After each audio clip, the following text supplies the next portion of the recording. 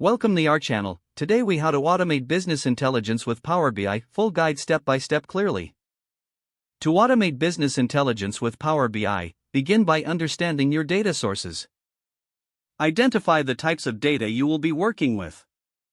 Common sources include Excel files, databases, and cloud services. Next, install Power BI Desktop if you haven't done so already. Open Power BI Desktop and click on Get Data to connect to your data sources. Choose the appropriate data source type from the menu. If you're using Excel, browse to the file location and select your workbook.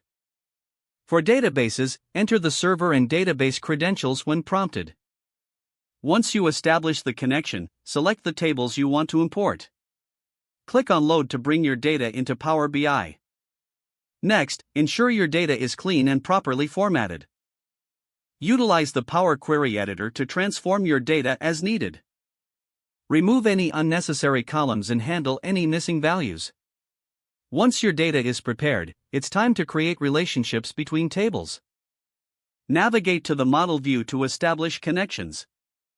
Drag and drop fields to set up relationships based on common keys. Next, begin building your report by selecting the report view. Start by dragging fields onto the canvas to create visuals. Use bar charts, line graphs, and tables to represent your data insights. Format your visuals for better clarity and aesthetics. Once your report is set up, consider scheduling data refreshes. Go to the File menu, then select Options and Settings and click on Data Source Settings. Ensure your data sources are properly configured for refresh.